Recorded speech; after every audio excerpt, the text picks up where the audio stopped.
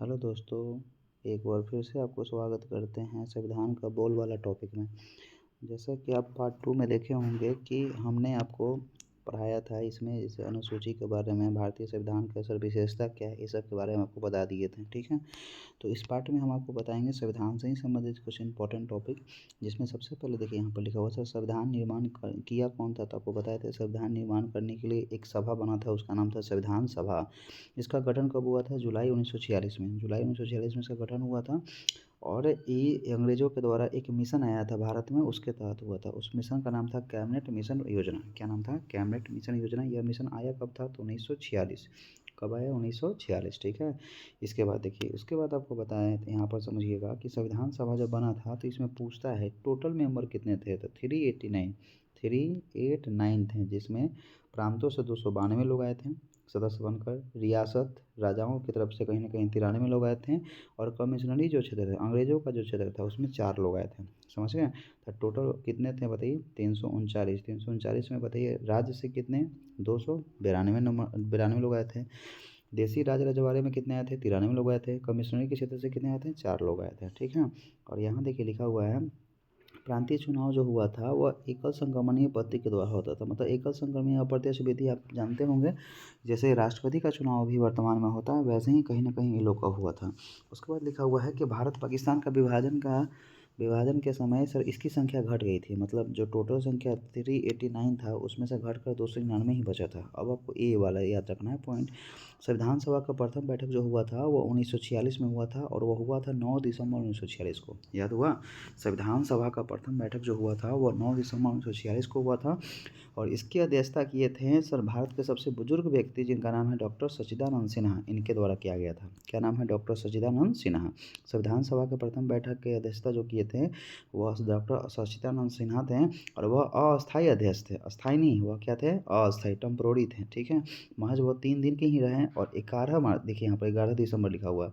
9 दिसंबर के बाद 11 दिसंबर 1946 को संविधान सभा का अस्थायी सदस्य बनते हैं वो डॉक्टर राजेंद्र प्रसाद बनते हैं, जो बिहार के ही थे और बाद में पूरे भारत के प्रथम राष्ट्रपति बनते हैं। ठीक है, तो पहला बैठक कब हुआ था? तो 9 दिसंबर 1946 को हुआ था। बताइए अध्यक्ष कौन बने थे? डॉक्टर सच्चिदानंद सिन्हा। अस्थाई की अस्थाई? तो आप याद रखिएगा अस्थाई बने थे। अस्थाई पहला बार कौन बने थे? डॉक्टर राजेंद्र प्रसाद बने थे, जो कब बने? तो 11 दिसंबर 1946 को बने थे। समझ में आ गया? आगे देखिए, ये भी सवाल पूछता है कि संविधान सभा के संवैधानिक जो सलाहकार थे, ठीक है, उनका नाम क्या था? BN राव। बस इसको याद रखिएगा, संविधान सभा का संवैधानिक सलाहकार का नाम क्या है? BN राव। समझ गए? आगे देखिए, लिखा हुआ है कि सर 13 दिसंबर 1946 को पंडित जवाहरलाल नेहरू ने संविधान सभा का उद्देश्य प्रस्ताव पारित किया और 22 जनवरी 1947 को संविधान सभा का उद्देश्य प्रस्ताव कहीं ना कहीं पारित हो गया था। अब ये वाला पॉइंट आप याद रखिए नीचे वाला, कि जब संविधान निर्माण हो रहा था तो कौन कौन सी समितियां बनाई गई थी संविधान बनाने के लिए। ठीक है, तो पहला है प्रक्रिया समिति, दूसरा का नाम है वार्ता समिति, तीसरा का नाम है संचालन समिति, चौथा का नाम है कार्य समिति, पांचवा का नाम है संविधान समिति, छठा का नाम है झंडा समिति, सातवां का नाम है प्रारूप समिति। और ये सब समितियों के नाम से कुछ न कुछ समितियां चली, काम हुआ, जिसके तहत सर संविधान बनकर लागू हुआ। संविधान बनने में कितना समय लगा? तो 2 वर्ष 11 महीना 18 दिन लगा था। ठीक है, आगे देखिए, सबसे प्रमुख जो अगर इस सब समितियों में है था तो सबसे प्रमुख कौन था? प्रारूप समिति। और प्रारूप समिति का जो अध्यक्षता किए थे उनका नाम था डॉक्टर भीमराव अम्बेडकर। और यही डॉक्टर भीमराव अम्बेडकर हैं जिनको कहीं ना कहीं संविधान का पिता भी कहा जाता है। ठीक है, आगे देखिए, सर भारतीय संविधान का प्रारूप प्रारूप समिति ने तैयार किया था, जिसे फरवरी 1940 में प्रकाशित किया गया था। ठीक है, और फाइनली यहाँ देखिए 29 नवंबर 1949 को संविधान सभा द्वारा के अध्यक्ष, जिसका नाम डॉक्टर राजेंद्र प्रसाद था, अन्य सदस्यों ने इस पर हस्ताक्षर कर दिया था, जिसके तहत भारतीय संविधान के निर्माण में कुल टोटल समय जो लगा वह 2 वर्ष 11 महीना 18 दिन तक लगा था। इसको बस याद रख लीजिएगा। ठीक है, और फाइनली 26 जनवरी 1949 को संविधान बनकर तैयार हो गया, लेकिन लागू हुआ 2 महीना के बाद 26 जनवरी 1950 को। कब लागू हुआ? तो 26 जनवरी 1950 को लागू हुआ था। बनकर तैयार 2 महीना पहले ही हुआ, 26 नवंबर 1949। तो नवंबर के बाद बीच में दिसंबर आ गया, फिर क्या आ गया? जनवरी आ गया। समझ में आ गया होगा? तो ये सब ऑब्जेक्टिव में पूछता है, इसको याद रखिएगा। और एक आखिरी सवाल इसमें है, याद रखिएगा कि संविधान का पिता किसे कहा जाता है? तो डॉक्टर भीमराव अम्बेडकर को कहा जाता है। ठीक है, अब आपको बताते हैं अगला टॉपिक। सर इसमें प्रस्तावना से संबंधित टॉपिक है, इसको थोड़ा सा ध्यान रखिएगा। प्रस्तावना से ये टॉपिक है कि संविधान की प्रस्तावना, यह संविधान की प्रस्तावना का एक और नाम क्या दिया गया है, तो इसका नाम है संविधान की कुंजी। संविधान की प्रस्तावना को ही कहते हैं संविधान की कुंजी। संविधान की प्रस्तावना को क्या कहते हैं, संविधान की कुंजी। ठीक है, आगे लिखा हुआ है कि प्रस्तावना के अनुसार भारत संविधान के अधीन समस्त शक्तियाँ किसमें निहित है। प्रस्तावना के अनुसार संविधान के जो शक्तियाँ हैं वह किसमें निहित है, तो भारत के लोगों में निहित है। किसमें निहित है, तो भारत के लोगों में निहित है। ठीक है, और जान लीजिए 42वां संविधान संशोधन 1976 के तहत 3 शब्द को प्रस्तावना में जोड़ा गया है। पहला नाम है समाजवादी, बहुत इंपॉर्टेंट है, याद कर लीजिएगा। पहला नाम समाजवादी, दूसरा का नाम था पंथ निरपेक्ष और तीसरा का नाम था राष्ट्र के अखंडता। राष्ट्र के अखंडता, समाजवादी, पंथ निरपेक्ष शब्द को जोड़ा गया 21वां संशोधन के तहत, तो 42वां संविधान संशोधन के तहत कहीं ना कहीं जोड़ा गया था। ठीक है, आगे देखिए, उसके बाद पढ़ना आपको है कुछ विशेषताएं जान लीजिए। ठीक है सर, विशेषताएं यह है कि सबसे लंबी लिखित संविधान किसी देश का है तो वह अपना भारत का है। याद हो गया, सबसे बड़ी अगर लिखित संविधान कहीं किसी देश का है तो वो कहाँ का है, अपना भारत का है। अब भारत का संविधान कैसा है, ठीक है, तो लिखिएगा लोकतांत्रिक है, मतलब यहाँ जनता का शासन है। गणतंत्र का मतलब क्या होता है, राज्य जहाँ पर अध्यक्ष वंशानुगत रूप से न हो, मतलब गणतंत्र का मतलब है वहाँ का जो राजा है उसका वंशानुगत न हो, मतलब कोई भी व्यक्ति राजा बन सकता है ना सर, उसे कहते हैं गणतंत्र। धर्मनिरपेक्ष का मतलब होता है कि जिस देश का अपना कोई धर्म नहीं होता उसे कहते हैं धर्मनिरपेक्ष, मतलब भारत भी एक धर्मनिरपेक्ष देश है। ठीक है, और भारत की कोई अपना संविधान धर्म नहीं है। ठीक है, आगे देखिए, संविधान निर्माण के बारे में अभी आपको बताए थे, संविधान निर्माण के बारे में जान लीजिए।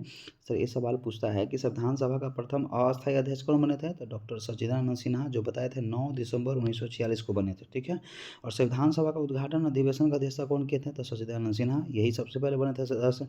और संविधान सभा का अस्थायी अध्यक्ष कौन बने थे, तो डॉक्टर राजेंद्र प्रसाद, डॉक्टर राजेंद्र प्रसाद थे, जो कहीं ना कहीं संविधान सभा के प्रथम क्या बने थे, तो अस्थायी सदस्य बने थे। कंप्लीट हो गया, इतना समझ में आपको आया। आगे देखिए, उसके बाद लिखा हुआ है क्या, उसके बाद लिखा हुआ है कि भारत का संविधान सभा ने कब से प्रारंभ हुआ है। ठीक है, भारत का संविधान सभा से कब से कार्य प्रारंभ हुआ, मतलब संविधान बनने का शुरुआत कब से हुआ है, तो इस डेट को याद रखिएगा, 9 दिसंबर 1946। कब हुआ है बताइए, 9 दिसंबर 1946। संविधान सभा का प्रथम अधिवेशन जो हुआ था वो भी कब हुआ, तो 9 दिसंबर 1946 को हुआ था। ठीक है, आगे देखिए, लिखा हुआ है कि संविधान सभा का ड्राफ्टिंग कमेटी का सदस्य सलाहकार कौन था। ठीक है, ड्राफ्ट कौन कर रहा था, तो वह है BR अम्बेडकर जी थे। समझ गए, तो ये इंपॉर्टेंट कुछ पॉइंट था, उसमें याद रखिएगा। अब ये सवाल अभी तो बताएं कि बताइए भारत के इस प्रस्तावना को क्या कहते हैं, भारतीय संविधान की प्रस्तावना को हम संविधान का आत्मा कहते हैं। इंपॉर्टेंट है, याद कर लीजिएगा। ठीक है, आगे देखिए, संविधान की उद्देशिका में क्या वर्णित है, तो लिखा हुआ है सर ये 3 चीज़ें हैं, समाजवादी, पंथ निरपेक्ष और लोकतांत्रिक शब्द जोड़ा गया है। ठीक है, प्रस्तावना के अनुसार भारत में क्या सही नामावली है, तो प्रभुसत्ता संपन्न है, समाजवादी है, धर्मनिरपेक्ष, लोकतांत्रिक देश अपना है। समझ में आया। आगे देखिए, प्रस्तावना में उपयोग किया गया शब्द कौन सा है, समाजवादी और धर्मनिरपेक्ष, किस के कौन सा संशोधन के तहत जोड़ा गया, तो 42वां संविधान संशोधन के तहत जोड़ा गया था। आगे देखिए, भारत में को एक धर्मनिरपेक्ष राज्य बताया गया है, ये किसके अनुसार, तो संविधान के प्रस्तावना के अनुसार बताया गया है। ये सब चीज़ याद रखिएगा, ऑब्जेक्टिव में पूछता है। आगे लिखा हुआ है कि समानता का अधिकार भारतीय नागरिकों को सुरक्षित करता है। ठीक है, भारतीय सामाजिक, धार्मिक और राजनीतिक तरफ से कहीं ना कहीं भारतीय नागरिक को सुरक्षित करता है समानता का अधिकार, मतलब समाज में धर्म में राजनीतिक रूप से सब लोग एक हैं। भारतीय संविधान का प्रस्तावना का एक भाग नहीं है, वो क्या है बताइए, संघवाद नहीं है यहाँ पर। ठीक है, आगे देखिए, आगे लिखा हुआ है कि किस संविधान संशोधन के द्वारा पहली बार प्रस्तावना में संशोधन किया गया, तो पहली बार प्रस्तावना में संशोधन हुआ था तो 42वां संविधान संशोधन ही हुआ था, जिसके तहत 3 शब्दों को कहीं ना कहीं जोड़ा गया था। समझ में आया। आगे देखिए, लिखा हुआ है क्या कि संघ एवं राज्य क्षेत्र के बारे में आपको पढ़ना है, इसमें भी कुछ पॉइंट है। कौन भारतीय संघ में नए राज्य की रचना कर सकता है, भारत में अगर नए राज्य बनाना है तो वो कौन बना सकता है, संसद, किसी और के पास अधिकार नहीं है। ठीक है, आगे देखिए, लिखा हुआ है कि राज्य पुनर्गठन आयोग का स्थापना कब हुआ था, 1953 में हुआ था। राज्य पुनर्गठन आयोग का स्थापना कब हुआ, 1953 में। बताइएगा कि भाषा के आधार पर बनने वाला सबसे पहला राज्य कौन सा था, आंध्र प्रदेश, जो बना कब, 1953 में ही बना था। आंध्र प्रदेश सबसे पहले भाषा के आधार पर बनने वाला राज्य था, जो आंध्र प्रदेश में हुआ था। ठीक है, और वो 1953 में बना था, और वो ऐसे नहीं बना था, वहाँ का एक व्यक्ति, एक वरिष्ठ नेता थे जिनका नाम था पोट्टी श्री रामुलु, उनका देहांत हो गया था, जो 56 दिन का कहीं ना कहीं भूख हड़ताल किए थे। और उसके बाद कहीं ना कहीं का देहांत हुआ, तब कहीं ना कहीं भारत में राज्यों का जो निर्माण हुआ सर वो भाषा के आधार पर होना शुरू हुआ। समझ में आया।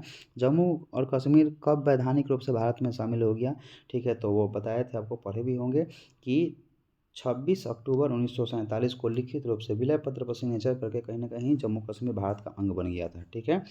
किस वर्ष में भारतीय राजाओं के भाषाई आधार पर पुनर्गठन होना शुरू हुआ? तो फजल अली आयोग बना था 1956 में, तो उसी के तहत बनना शुरू हो गया। मध्य प्रदेश अलग कब हुआ या मध्य प्रदेश का गठन कब हुआ था?